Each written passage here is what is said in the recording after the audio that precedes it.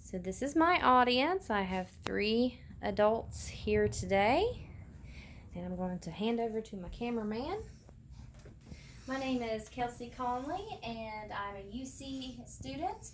I am in Lorraine Gass's speech class this year, and this is my informative speech on CBD for children. Who here knows someone that has seizures or epilepsy? I do. Okay. Do they use typical seizure medications like Trileptal, Depakote, Keppra, those kinds of things? Yes. Okay.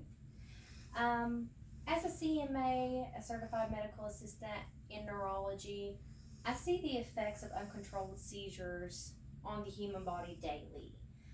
What makes me most concerned is when it involves our children. In my experience, most traditional medications work for some, but don't work for all. I have seen one medication that many doesn't know about, though, that has produced some improvement for patients with rare seizures and epilepsy. I want to give you some information today about Epidiolex. It's the first cannabis-based FDA-approved drug. Topics I kind of want to touch on today is, what is Epidiolex? What are the pros and what are the cons? That leads me to another question. Does anyone know what Epidiolex is? No. Okay. Epidiolex is the first FDA-approved CBD derived from pure cannabis plant drug. This medication was FDA approved on June 25th, 2018. And is made by Greenwich Biosciences. Its primary approval is for rare forms of epilepsy, mainly in children. Cannabidiol, or CBD, doesn't have psychoactive effects. It doesn't cause those kinds of symptoms. THC is the cannabinoid which causes the high in marijuana. CBD does not produce the same effects. CBD is only one of over 100 chemicals in the cannabis plant. Tinctures are produced from the cannabinoids such as CBD and do not include THC. Although cannabis derived, these new medications still need to be treated as a normal prescription medication.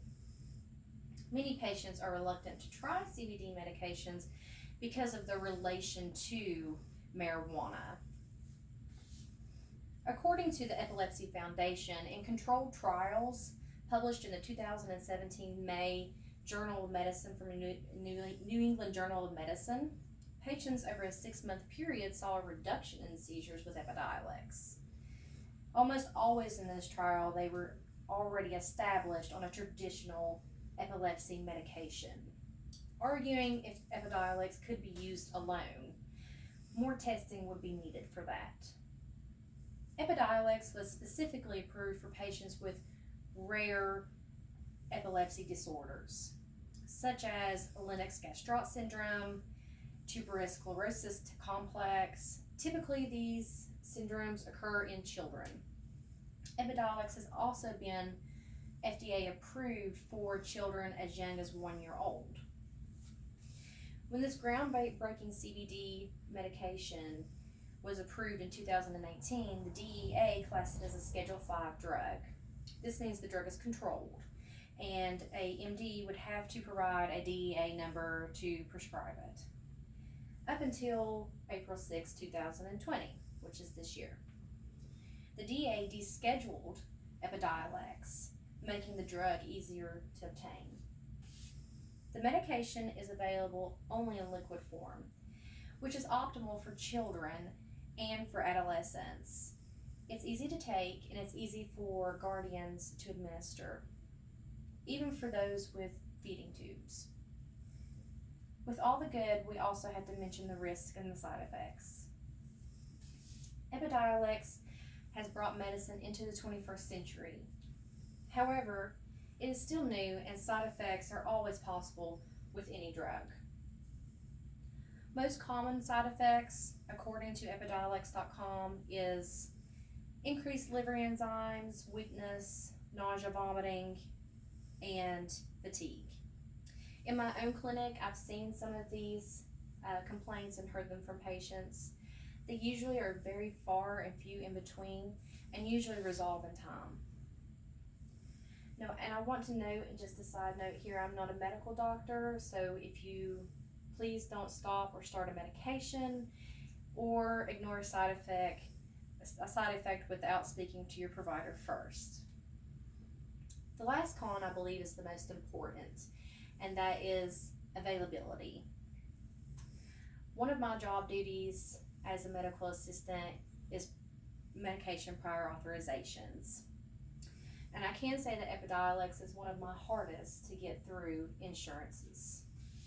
Most insurances are reluctant to cover a new medication such as Epidiolex, and it is also very expensive.